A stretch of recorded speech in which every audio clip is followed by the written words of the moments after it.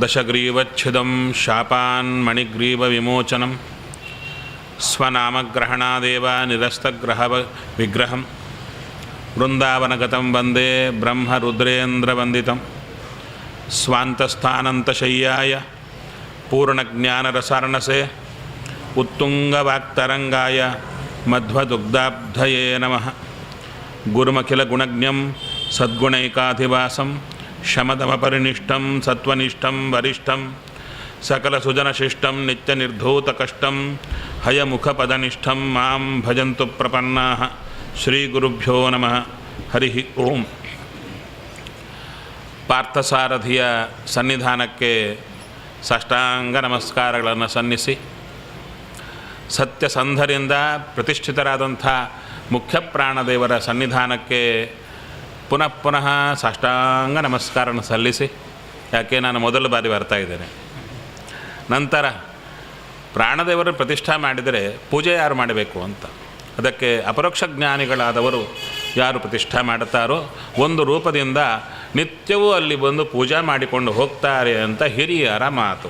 ಅಂಥ ಈ ಸನ್ನಿಧಾನದಲ್ಲಿ ಸದಾ ನಿಂತಿರುವಂಥ ಸತ್ಯಸಂಧತೀರ್ಥರ ಪದಾರವಿಂದಕ್ಕೆ ನಮಸ್ಕಾರವನ್ನಿ. ಹಾಗೆ ಉತ್ತರಾದಿ ಮಠದಲ್ಲಿ 53 ಮೃತ್ತಿಕ, ಹೌದಾ? ಎಲ್ಲ ವೃಂದಾವನಗಳಿವೆ. ಒಂದೇ ವೃಂದಾವನದಲ್ಲಿ ಎಲ್ಲ ವೃಂದಾವನಗಳಿವೆ. 53 ಜನ ಯತಿಗಳು ಅಲ್ಲಿ ನಿಂತಿದ್ದಾರೆ. ಅಂಥ ಎಲ್ಲ ಮಹಾನುಭಾವರ ಪದಾರವಿಂದಕ್ಕೆ ನಮಸ್ಕಾರ ಮಾಡಿ, ರಾಮಾಯಣ ಶುರು ಮಾಡಬೇಕು. ಆದರೆ ರಾಮಾಯಣ ಶುರು ಮಾಡಲಿಕ್ಕಿಂತ ಮೊದಲು ನನಗಿಷ್ಟವಾದಂಥ, ನಾನು ಚಿಕ್ಕ ಹುಡುಗಂದರಿಂದ ಒಬ್ಬ ಯತಿಗಳನ್ನು ನಾನು ತುಂಬ ಸ್ಮರಣೆ ಮಾಡಿಕೊಳ್ತಾ ಇದ್ದೆ. ಕರ್ನೂಲು ಉತ್ತರಾದಿ ಮಠಕ್ಕೆ ನಾವು ಚಿಕ್ಕ ಹುಡುಗರಿದ್ದಾಗಲಿಂದ ಹೋಗೋದು. ಅಲ್ಲಿ ದಿನಾಗೂ ತುಳಸಿ ಕೊಡಬೇಕು ಪೂಜೆಗೆ. ಕೊಡುವಾಗ ಅಲ್ಲಿರುವ ಎಲ್ಲ ಫೋಟೋ ಯತಿಗಳು ನಮಸ್ಕಾರ ಮಾಡ್ಕೊಂಡು ಹೋಗೋದು. ನಾವೆಲ್ಲ ತಿರುಗಾಡುವರಲ್ಲ. ಅಲ್ಲಿ ಒಬ್ಬ ಯತಿಗಳ ಚಿತ್ರಪಟ ಇತ್ತು, ಚಿಕ್ಕದು. ಅದನ್ನು ಪ್ರೀತಿಯಿಂದ ನಮಸ್ಕಾರ ಮಾಡಿಕೊಂಡು ಹೋಗ್ತಾ ಇದ್ದೆ. ಅವರ ಕುರಿತು ಒಂದು ಮಾತು ಹೇಳಿ ರಾಮನ ಕಥೆ ಹೇಳ್ತೇನೆ. ಯಾಕೆ? ಅವರು ರಾಮದೇವರ ಅರ್ಚಕರಾದ್ದರಿಂದ. ಒಂದು ಸಲ ಒಂದು ಕಾಡಿನ ಪ್ರಾಂತ ಹೋಗಬೇಕಾಗಿದೆ. ಹೋಗುವಾಗ ರಾತ್ರಿ ಆಗಿದೆ, ಅಲ್ಲಿ ನಿಲ್ಲಬೇಕಾಗಿದೆ. ಸ್ವಾಮಿಗಳು ಅಲ್ಲೊಂದು ದೇವಾಲಯ ಇದೆ, ನಿಲ್ಲೋಣ ಅಂತಂದರು. ನರಸಿಂಹದೇವರ ದೇವಾಲಯ. ಸರಿ, ಸಿಬ್ಬಂದಿ ಎಲ್ಲ ತಯಾರಿ ಮಾಡುತ್ತಾ ಇದ್ದಾರೆ ಪೂಜಾ ಇತ್ಯಾದಿಗಳಿಗೆ. ಸ್ವಾಮಿಗಳು ಒಳಗೆ ಹೋಗಿದ್ದಾರೆ, ದೇವರ ಹತ್ರ ಹೋಗಿದ್ದಾರೆ. ದೇವರ ಹತ್ರ ಹೋಗಿ ಕೂತದ್ದು ನರಸಿಂಹ. ಅದಕ್ಕೆ ಆತನಿಗಿಷ್ಟವಾದ ಪ್ರಹ್ಲಾದರಾಜರು ಮಾಡಿದ ಸ್ತೋತ್ರ ಅದನ್ನು ಹೇಳುತ್ತಾ ಇದ್ದಾರೆ. ಇದ್ದಕ್ಕಿದ್ದಂತೆ ಸಿಂಹ ಗರ್ಜನೆ. ಅದು ಕೇಳಿ ಸಿಬ್ಬಂದಿ ಎಲ್ಲ ಪರಾರಿ. ಸಿಂಹ ಬಂದರೆ ಇರ್ತಾರ. ಕೊನೆಗೆ ನೋಡಿದರು ಸ್ವಾಮಿಗಳು ಉಳಿದಾರೋ ಇಲ್ವೋ, ಇದ್ದರೆ ನೋಡೋಣ ಅಂತ ಚೂರು ಧೈರ್ಯ ಮಾಡಿಕೊಂಡು ಒಬ್ಬೊಬ್ಬರು ಬಂದು ನೋಡುತ್ತಾರೆ. ಸ್ವಾಮಿಗಳು ನಗ್ತಾ ಕೂತಿದ್ದಾರೆ. ಸ್ವಾಮಿ, ಈ ಸಿಂಹ ಬಂದಿದೆ, ಯಾಕೆ ಓಡಿಲ್ಲ? ಆ ಹೊರಗಿನ ಸಿಂಹ ಅಲ್ಲ, ಈ ಕೂತ ಸಿಂಹನೇ ಒದರಿದ್ದು. ಒಳಗಿರೋ ನರಸಿಂಹ ಇವರು ಮಾಡಿದ ಸ್ತೋತ್ರಕ್ಕೆ ಮೆಚ್ಚಿ ಗರ್ಜನೆ ಮಾಡಿದ ಅಂದರು. ಅವರು ಯಾರೋ ಅಲ್ಲ, ಸತ್ಯಜ್ಞಾನ ತೀರ್ಥ ಶ್ರೀಪಾದಂಗಳು.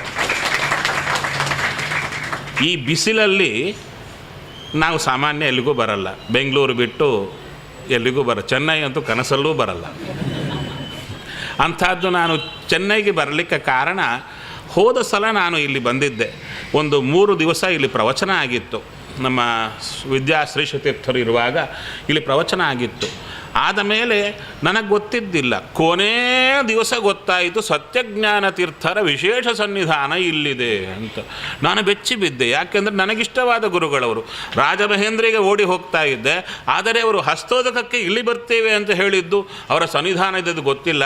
ಆ ಆಸೆಯಿಂದ 9 ದಿವಸ ಇಲ್ಲಿರಬೇಕು ಅಂತ ಬಂದಿದ್ದೇನೆ. ಸತ್ಯವಾದ ವಿಚಾರ.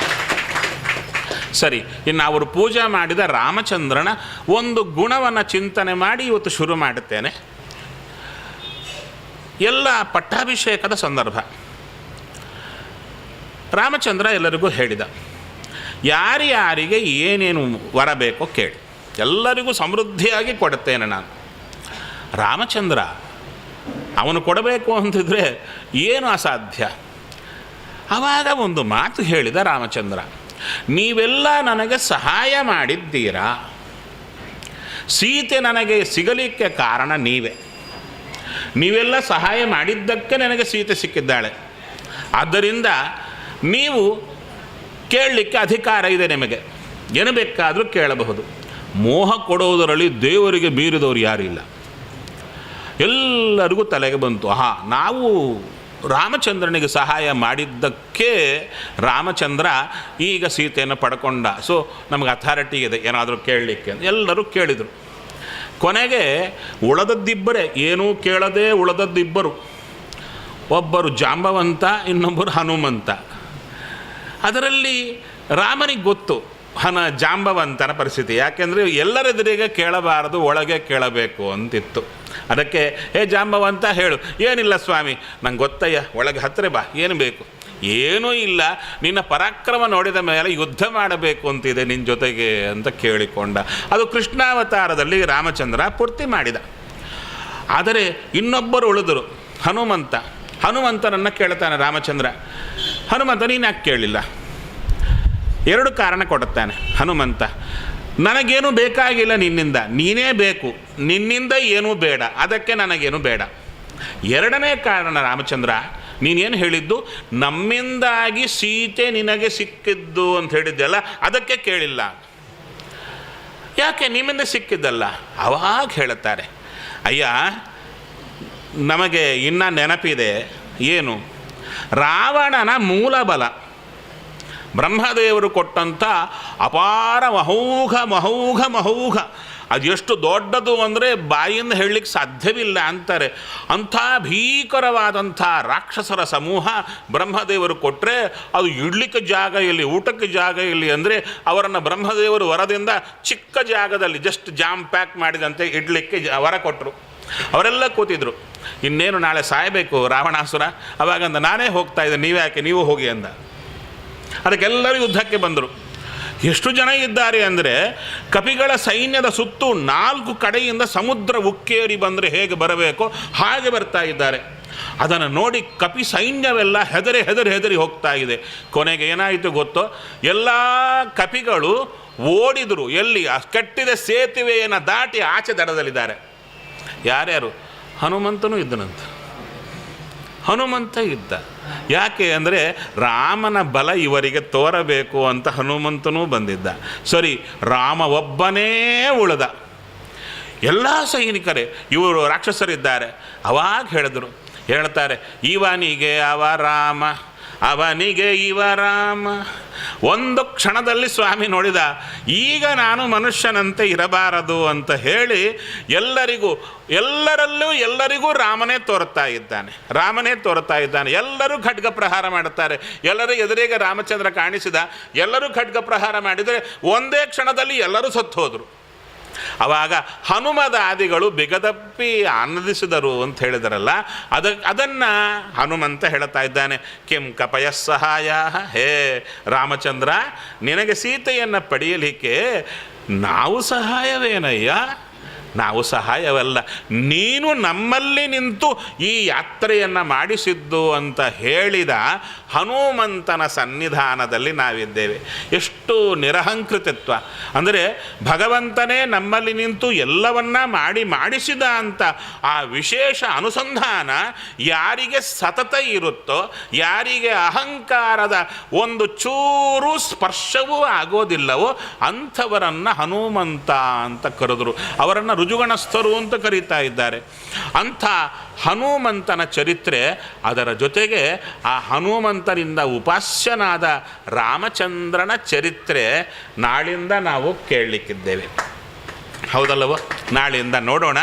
ಯದ್ಯಪಿ ನೀವು ಸಂಗ್ರಹ ರಾಮಾಯಣ ನೋಡಿರಬಹುದು ಪ್ರವಚನದಲ್ಲಿ, ಹಾಗೆಯೇ ತಾತ್ಪರ್ಯ ನಿರ್ಣಯದಲ್ಲಿ ರಾಮಾಯಣ, ಭಾರತದಲ್ಲಿ ಬಂದಿರತಕ್ಕಂಥ ರಾಮಾಯಣವನ್ನು ಆಚಾರ್ಯರು ಸಂಗ್ರಹ ಮಾಡಿದರು ತಾತ್ಪರ್ಯ ನಿರ್ಣಯದಲ್ಲಿ. ಆದರೆ ನಾನು ಈ ಸಲ ನಿಮ್ಮತ್ತ ತಂದದ್ದು ವಾಲ್ಮೀಕಿ ರಾಮಾಯಣ ಎಷ್ಟು ಮುಖದಲ್ಲಿ ತೆರೆದುಕೊಳ್ಳುತ್ತೆ, ಅದಕ್ಕೆ ಆಚಾರ್ಯರ ಸಮ್ಮತಿ ಹೇಗಿದೆ ಎಲ್ಲವನ್ನು ವಿಸ್ತಾರವಾಗಿ ಇವತ್ತು ನೋಡಬಹುದಾಗಿತ್ತು, ಆದರೆ ಎಲ್ಲರೂ ಈಗಲೇ 8:30 ಆಗಿದೆ, ಮನೆಗಳಿಗೆ ಹೋಗುವ ಆತರದಲ್ಲಿರ್ತಾರೆ ಅಂತ ಅಧಿಕಾರಿಗಳು ಹೇಳಿದ್ದರಿಂದ ನಾನು ಇಲ್ಲಿಗೆ ಪೂರ್ಣಗೊಳಿಸ್ತಾ ಇಷ್ಟುವರೆಗೆ ವಿಶೇಷವಾಗಿ ಪಂಚಾಂಗ ಶ್ರವಣ ನಮ್ಮ ಆಚಾರ ಮಾಡಿಸಿದರು. ಸುಂದರವಾಗಿ ಕೇವಲ ಒಂದು ಪಟ್ಟಿ ಓದಿದಂತೆ ಓದದೆ ಹಿಂದೆ ಭಗವಂತನ ತತ್ವದ ವಿಚಾರ ಚೆನ್ನಾಗಿ ತಿಳಿಸಿಕೊಟ್ರು. ಆ ವಿಚಾರದಲ್ಲಿ ಒಂದು ಮಾತನ್ನು ಹೇಳಿ ನಾನು ಪೂರ್ಣಗೊಳಿಸ್ತೇನೆ. ನಾವು ಬಂದದ್ದು ಯಾವ ಸಂವತ್ಸರಕ್ಕೆ? ವಿಕಾರಿ ಸಂವತ್ಸರ. ಈ ಎಷ್ಟು ಸಂವತ್ಸರ ಇರೋದು? 60 ವರ್ಷಗಳಿಗೆ ಇದು ಕೇವಲ ವರ್ಷದ ಹೆಸರಲ್ಲ. ಏನದು? ಈ ವರ್ಷಕ್ಕೆ, ಸಂವತ್ಸರಕ್ಕೆ ಅಭಿಮಾನಿಯಾದ ಭಗವದ್ರೂಪ. ಅದಕ್ಕೆ ಭಗವಂತನಿಗೆ ಸಂವತ್ಸರ ಅಂತ ಹೆಸರು. ಭಗವಂತನಿಗೆ ಸಂವತ್ಸರ ಅಂತ ಹೆಸರು. ಯಾಕೆ? ಸಮ್ಯಕ್ ವಾಸಯತೀತಿ ಸಂವತ್ಸರ ನಾಮ. ಸಂವತ್ಸರದಲ್ಲಿ ಭಗವಂತನಿರ್ತಾನೆ. ಈ ಸಂವತ್ಸರದೊಳಗೆ ಇಂಥ ಭಗವಂತನ ರೂಪ ಇದೆ ಅಂತ ಯಾರು ನಿತ್ಯವೂ ಸ್ಮರಣೆ ಮಾಡುತ್ತಾರೋ ಅವರನ್ನು ಸಮ್ಯಕ್ ವಾಸಯತಿ, ಚೆನ್ನಾಗಿ ಬದುಕುವಂತೆ ಮಾಡುತ್ತಾನೆ. ಹಾಗಾದರೆ ಈ ವರ್ಷದಲ್ಲಿ ಯಾವ ಭಗವದ್ ರೂಪವನ್ನು ನಾವು ಉಪಾಸನೆ ಮಾಡಬೇಕು ಅಂದರೆ ಆ ಭಗವಂತನ ಹೆಸರು ವಿಕಾರಿ. ಅದೇನು ವಿಕಾರವಾಗಿದೆ ಹೆಸರು ಅಲ್ಲವಾ? ಇದೇನು ವಿಕಾರಿ ವಿಕಾರಿ ಅಂತ ಹೇಳ್ತಾರೆ ಅಂದರೆ ಹೇಳ್ತಾರೆ ವಿಕಾರಿ. ಕರೋತೀತಿ ಕಾರಿ, ಕಾರಯತೀತಿ ಕಾರಿ. ವಿಶೇಷತಃ ಕರೋತಿ, ಎಲ್ಲ ಜೀವರೊಳಗೆ ನಿಂತುಕೊಂಡು ಬಿಂಬಮೂರ್ತಿಯಾಗಿ ವಿಶೇಷವಾಗಿ ಕಾರ್ಯವನ್ನು ಮಾಡುತ್ತಾನೆ. ಕಾರಯತಿ, ಮಾಡಿಸ್ತಾನೆ. ಆದ್ದರಿಂದ ಭಗವಂತನಿಗೆ ವಿಕಾರಿ ವಿಕಾರಿ ಅಂತ ಹೆಸರು. ಹಾಗಾದರೆ ಈ ಸಂವತ್ಸರದ ಪ್ರಧಾನ ಮೂರ್ತಿಯಾದ ಸಂವತ್ಸರ ನಾಮಕನಾದ ವಿಕಾರಿ ಅಂತ ಹೆಸರಿಟ್ಟುಕೊಂಡ ಸ್ವಾಮಿಯನ್ನು ನಾವು ವಿಕಾರಿ ಅಂತಲ್ಲದೆ ವಿಶೇಷತಃ ಕಾರಿ, ನನ್ನಿಂದ ಒಳ್ಳೆ ಕಾರ್ಯಗಳನ್ನು ವಿಶೇಷವಾಗಿ ಮಾಡಿಸ್ತಾನೆ ಅಂತ ಯಾವಾಗ ಚಿಂತನೆ ಮಾಡಬೇಕು? ಮಾಡಿಯೇ ಮಾಡುತ್ತೀವಿ. ವಿಕಾರಿಣಾವ ಸಂವತ್ಸರಸ್ಯ ಉತ್ತರಾಯಣೆ ದಕ್ಷಿಣಾಯಣೆ ಹೇಳುವ ಕಾಲಕ್ಕೆ ಬರೇ ವಿಕಾರಿ ಅಂತ ಟೇಪ್ ರಿಕಾರ್ಡರ್ ಥರ ಹೇಳದೆ ಸ್ವಾಮಿಯನ್ನು ವಿಕಾರಿ ಅಂತ ಚಿಂತನೆ ಮಾಡಿದರೆ ನಮ್ಮಿಂದ ವಿಶೇಷವಾದ ಕಾರ್ಯವನ್ನು ಭಗವಂತ ಮಾಡಿಸಿಯೇ ಮಾಡಿಸ್ತಾನೆ. ಜೊತೆಗೆ ನೋಡಿ, ಯಾವ ಮಟ್ಟಕ್ಕೆ ಹೋದರೆ ಅಲ್ಲಿ ಪದಾಧಿಕಾರಿಯ ಪರಿಚಯ ನಮಗೆ ಬೇಕು, ಹೌದಲ್ವ? ಯಾಕೆ? ಅಲ್ಲಿ ಕಾರ್ಯ ಸುಗಮ ಆಗಬೇಕಾದರೆ ಅವರ ಪರಿಚಯ ಬೇಕು, ಅವರ ಅನುಗ್ರಹ ಬೇಕೇ ಬೇಕು. ಮತ್ತು ಪ್ರತಿ ವರ್ಷ ನಾವು ಪಂಚಾಂಗ ಕೇಳ್ತಾನೇ ಇದ್ದೇವೆ. ಆದರೆ ಪ್ರತಿ ವರ್ಷ ಪೋರ್ಟ್ಫೋಲಿಯೋ ಚೇಂಜ್ ಆಗ್ತಾ ಇದೆ. ರಾಜ, ಮಂತ್ರಿ, ನೀರಸಾಧಿಪತಿ, ಸಸ್ಯಾಧಿಪತಿ ಅಂತ. ಇವತ್ತು ಮಾತ್ರ ಏನೋ ಕಾಟಾಚಾರಕ್ಕೆ ಕೇಳಿ ಕೃಷ್ಣಾರ್ಪಣ ಅಂದ್ಬಿಡುತ್ತೀವಿ. ಅದಕ್ಕೆ ಹೇಳಿದರು ಅಲ್ಲಿ ಪಟ್ಟಿ ಬರುತ್ತಲ್ಲ, ಆದಾಯ ವ್ಯಯ ಹಣೆ ಬರ ಎಲ್ಲ ಹೇಳ್ತಾರೆ. ನೋಡಿದ ಕೂಡಲೇ ಅಯ್ಯೋ ಈ ರಾಶಿ ಈ ಸಲ ವರಷ್ಟು ಏನಪ್ಪ ಅಧ್ವಾನ ಆಯಿತು ಅಂತ ಈ ಥರ ಚಿಂತನೆ ಮಾಡದೆ ಯಾರು ಪದಾಧಿಕಾರಿಗಳಿದ್ದಾರೆ ಒಂದು ಪಟ್ಟಿ ಬರ್ಕೊಳ್ಳಿ, ಒಂದು ಚಿಕ್ಕ ಪಟ್ಟಿ, ಯಾರ್ಯಾರಿದ್ದಾರೆ ಅವರನ್ನು ಒಂದು ಗೋಡೆಗೆ ತಗಲಾಕಿ, ಅಯ್ಯ ಒಂದು ಸಲ ಬೆಳಗ್ಗೆದ್ದವರಿಗೆ ನಮಸ್ಕಾರ ಮಾಡಿದರೆ ಈ ವರ್ಷವೆಲ್ಲವೂ ಚೆನ್ನಾಗಿ ಬದುಕಲಿಕ್ಕೆ ಆಗುತ್ತಾ ಇಲ್ವಾ? ಚೆನ್ನಾಗಿ ಆಗುತ್ತೆ. ಆದರೆ ಅದನ್ನು ನಾವು ಹೇಳುತ್ತೀವಿ, ಕೇಳುತ್ತೀವಿ, ಅನುಷ್ಠಾನಕ್ಕಿಟ್ಟುಕೊಳ್ಳಲ್ಲ. ಹಾಗಾದರೆ ಈ ವಿಕಾರಿ ನಾಮ ಸಂವತ್ಸರ ನಮ್ಮಲ್ಲಿ ಒಳ್ಳೆ ವಿಕಾರ ಉಂಟು ಮಾಡಲಿ. ಯಾವ ವಿಕಾರ? ಪದಾಧಿಕಾರಿಗಳಾದ ದೇವತೆಗಳನ್ನು ನಿತ್ಯ ಸ್ಮರಣೆ ಮಾಡತಕ್ಕಂಥ ಒಳ್ಳೆ ವಿಕಾರ, ವಿಶೇಷವಾದ ಚರ್ಯ ನಮ್ಮಲ್ಲಿ ಭಗವಂತ ಉಂಟು ಮಾಡಲಿ ಅಂತ ಹೇಳ್ತಾ, ಒಂದಲ್ಲ ಎರಡಲ್ಲ, ಎಷ್ಟು ವರ್ಷ? 76 ವರ್ಷ ತುಂಬಿದೆ ಈ ಸಂಘಕ್ಕೆ. ವಿಶೇಷವಾಗಿರತಕ್ಕಂಥ ವಾಯುದೇವರ ಸೇವಾ ಸತ್ಯಸಂಧರು ನಿಂತು ಅವರಲ್ಲಿ ಈ ಕಾರ್ಯವನ್ನು ಮಾಡಿಸ್ತಾ ಇದ್ದಾರೆ ಎಂಬುದಕ್ಕೆ ಎರಡು ಮಾತೂ ಇಲ್ಲ. ಅಂಥ ಸಂಘ ಇನ್ನಷ್ಟು ಬೆಳೀಲಿ. ಅವರ ಪ್ರತಿಯೊಂದು ವರ್ಷದ ಕಾರ್ಯಕ್ರಮಕ್ಕೂ ವಿಶೇಷವಾಗಿರತಕ್ಕಂಥ ವಾಯುದೇವರ ಪೂರ್ಣಾನುಗ್ರಹ ಆಗಲಿ. 100ನೇ ವರ್ಷದ ಕಾರ್ಯಕ್ರಮಕ್ಕೆ ನಾವೆಲ್ಲ ಮತ್ತೂ ಸೇರಬೇಕು ವಿಶೇಷವಾಗಿ. ಯಾಕೆ ಅಂದರೆ ಇಂಥ ಒಂದು ಜ್ಞಾನ ಕಾರ್ಯಕ್ಕೆ ಮಹತ್ವ ಕೊಟ್ಟು ರಾಮಾಯಣಕ್ಕೆ ಅಲ್ಲ, ರಾಮಾಯಣ ಹೇಳುತ್ತೀರಾ, ನಾವು ಕೇಳಬೇಕಾ ಇಲ್ವಾ ಅಂತ. ಹೌದು, ಎಲ್ಲೋ ಒಂದು ಕಡೆ ಹೇಳಿದರು, ಆಚಾರ್ಯ ಪ್ರವಚನಕ್ಕೆ ನಿಮ್ಮನ್ನು ಕರಿತೀವಿ, ಆದರೆ ಜನ ಬರಲ್ಲ, ಒಬ್ಬರೋ ಇಬ್ಬರು ಬಂದರೆ ಬರ್ತಾರೆ ಅಂತ. ಅದಕ್ಕೆ ನಾನೇನು ಉತ್ತರ ಕೊಡಬೇಕು ಅಂದೆ, ನಾನೊಬ್ಬನಿದ್ದರೆ ಸಾಕು ಅಂದೆ. ಯಾಕೆ ಅಂದರೆ ನನ್ನ ಬಾಯಿಯಿಂದ ಸನ್ನಿಧಾನದಲ್ಲಿ ಏನು ನುಡಿಸ್ತಾರೆ ಅದು ವಿಶೇಷ, ನನಗೇ ಗೊತ್ತಿರಲ್ಲ. ಅಂಥದ್ದನ್ನು ಸ್ಫೂರ್ತಿ ಕೊಡ್ತಾರೆ, ಅದು ನನಗೇ ಪಾಠ ಆಗುತ್ತೆ. ಹೌದಾ? ಹಾಗಾದರೆ ಮತ್ತೆ ರಾಮಾಯಣ ಪ್ರವಚನ ಯಾರಿಗಾಗಿ ಮಾಡ್ತೀರಾ? ಯತ್ರ ಯತ್ರ ರಘುನಾಥ ಕೀರ್ತನಂ ತತ್ರ ತತ್ರ ಕೃತಮಸ್ತಕಾಂಜಲಿ ಬಾಷ್ಪ ವಾರಿ ಪರಿಪೂರ್ಣಲೋಚನಂ. ವಾಯುದೇವರು ನಿಂತಿರ್ತಾರಲ್ಲಿ, ಕೂತಿರ್ತಾರಲ್ಲಿ, ತಲೆ ಮೇಲೆ ಕೈ ಜೋಡಿಸಿ ಯಾರು ಚಿಕ್ಕ ಚಿಕ್ಕ ಮಕ್ಕಳು ಯಾರು ರಾಮನಾಮ ಚಿಂತನೆ ಮಾಡಿದರೆ ಕಣ್ಣಲ್ಲಿ ನೀರು ಹಾಕ್ತಾ ಆನಂದ ಪಡ್ತಾರೆ. ಅಂಥ ಪ್ರಧಾನ ವ್ಯಕ್ತಿ ಕೂತಿರುವಾಗ ಇನ್ನು ಶ್ರೋತೃವರ್ಗಕ್ಕಾಗಿ ನಾವು ಚಿಂತನೆ ಮಾಡಬೇಕೆ ಅಲ್ವಾ? ಆ ಹನುಮಂತನೇ ನಿಮ್ಮಲ್ಲೆಲ್ಲರಲ್ಲಿ ನಿಂತು ನನ್ನ ಪ್ರವಚನ ಕೇಳಲಿಕ್ಕಿದ್ದಾನೆ ಅಂತ ಸಂತೋಷದಿಂದ ಬಂದಿದ್ದೇನೆ. ಅಷ್ಟೇ ಅಲ್ಲ, ಇಲ್ಲಿರುವ ಶ್ರೋತೃವರ್ಗದ ಪರಿಚಯವೂ ನನಗೆ ಮಾಡಿಕೊಟ್ಟಿದ್ದಾರೆ. ಇಲ್ಲಿ ಅಧಿಕಾರಿಗಳು ಮತ್ತು ಶ್ರೋತೃವರ್ಗ ನಿಮ್ಮೆಲ್ಲರಿಗೂ ಭಗವಂತ ವಿಶೇಷವಾಗಿರತಕ್ಕಂಥ ಅನುಗ್ರಹವನ್ನು ಮಾಡಲಿ ಅಂತ ಶ್ರೀಕೃಷ್ಣ ಅರ್ಪಣಮಸ್ತು.